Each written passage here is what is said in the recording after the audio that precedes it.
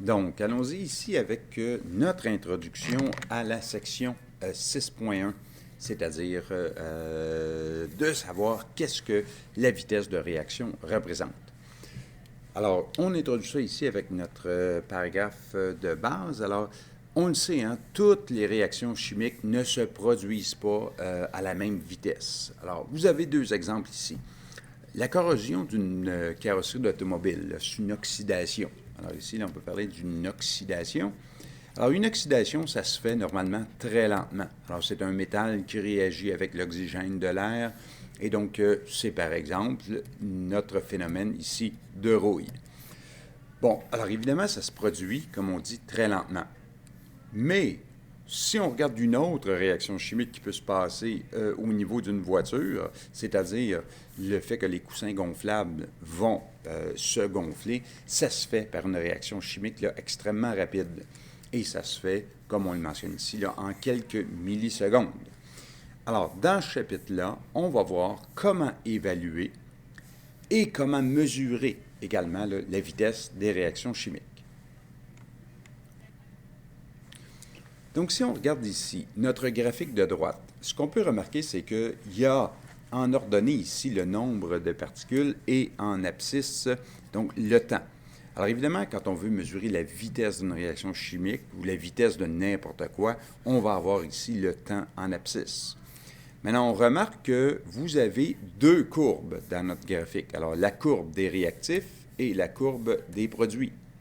Alors, c'est bien certain que là, ici, on peut utiliser, quand on a une réaction chimique, soit les produits, soit les réactifs pour déterminer la vitesse.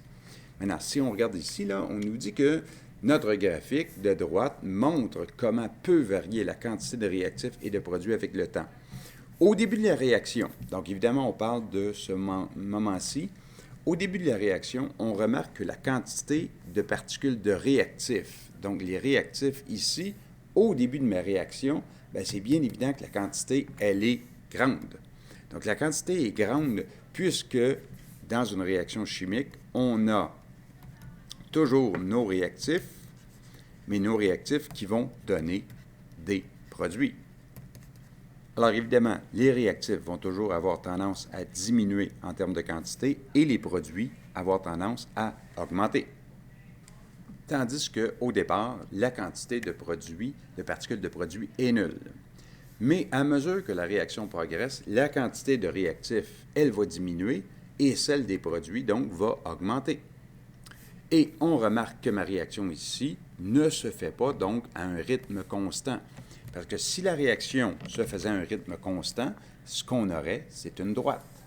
Alors, une droite qui montrerait que le nombre de particules augmente d'une façon directement proportionnelle au temps qui s'écoule, donc on aurait une droite.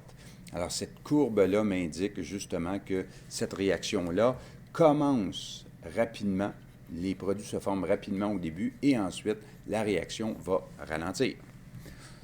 Alors en effet, hein, la réaction se fait plus rapidement au début, on le voit, ça augmente vite la quantité de produits au début et la quantité de réactifs diminue rapidement aussi au début. Maintenant, terminons ici. La raison principale, c'est donc la forte. On nous dit la forte quoi? Bien, c'est qu'au départ, là, vous avez la quantité de réactifs qui est très grande. Et donc, c'est la forte concentration des molécules de réactifs qui va faire que ma réaction est rapide au début. Évidemment, les vitesses dont on parle ici, quand on se demande comment appelle-t-on la vitesse qui est mesurée à un instant précis d'une réaction, ben, c'est la vitesse instantanée. Alors, c'est, contrairement à la vitesse moyenne, une vitesse qui va changer à mesure que le temps s'écoule, qu'on le mesure avec les produits ou qu'on le mesure là, avec les réactifs. Alors, évidemment, si on continue ici, on peut voir qu'à mesure que ma réaction progresse, hein, la concentration des réactifs va diminuer, comme on a dit tantôt. Ce qui fait également diminuer la vitesse de ma réaction, ce qu'on pourrait aussi appeler là, la vitesse de transformation des réactifs en produits. Maintenant, lorsque la concentration des réactifs devient nulle, et on pourrait ajouter ici ou trop faible.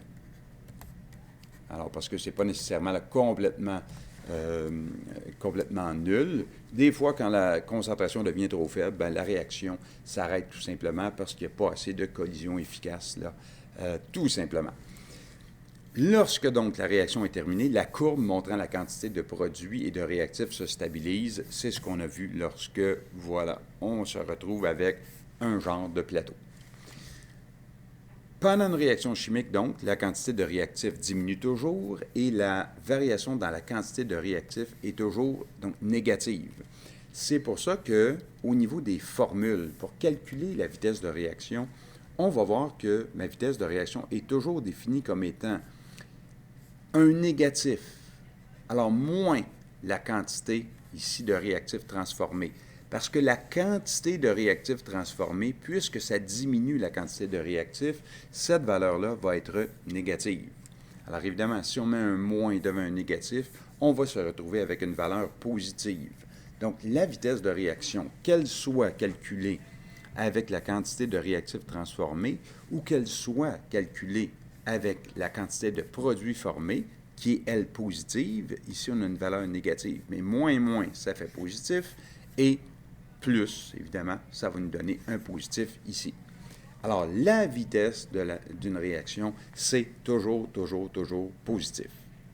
Maintenant, une couple ici de généralité sur les graphiques et les équations. On regarde encore une fois notre graphique ici, là, puis on peut voir que les réactifs disparaissent. Bien, disparaissent, si on regarde, là, c'est très symétrique, hein, ce graphique-là. Donc, très symétrique. Donc, on peut voir que les réactifs disparaissent au même rythme qu'apparaissent les produits. Et ça, c'est lié tout simplement au coefficient de mon équation chimique associée à la réaction. Parce que si, à mesure que j'augmente d'un certain nombre de produits formés et que la quantité de réactifs qui disparaît est exactement égale, ben c'est parce que, par exemple, on aurait une molécule d'une certaine, une molécule d'un réactif qui se transformerait pour me donner une molécule d'un produit quelconque. Alors, une molécule me donne une molécule, c'est la raison pour laquelle j'ai une symétrie dans mon graphique.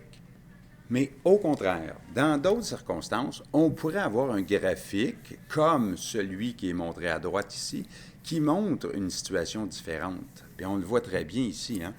Quand j'examine les réactifs qui diminuent toujours, j'ai cette courbe bleue-là ici. Quand j'examine les produits, je vois cette courbe noire-là ici.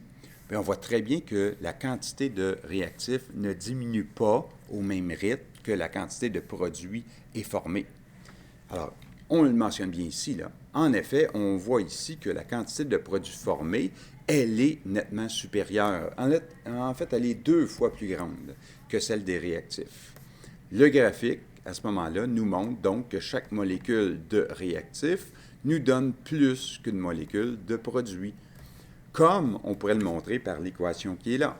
Alors, quand j'ai une molécule de AB, j'obtiens une molécule ou une particule de A et une particule de B, ce qui me donne, dans le fond, 2 particules. C'est-à-dire qu'une particule m'en donne 2. Donc, chaque particule de réactif, se transforme engendre la formation de 2 particules de produit. Et c'est pour ça que, quand on voit ici diminuer les réactifs de 1, 2, 3, par exemple, on va avoir la formation de 1, 2, 3, 4, 5, 6 particules de réactifs. Alors, c'est pour ça que les points sont là ici.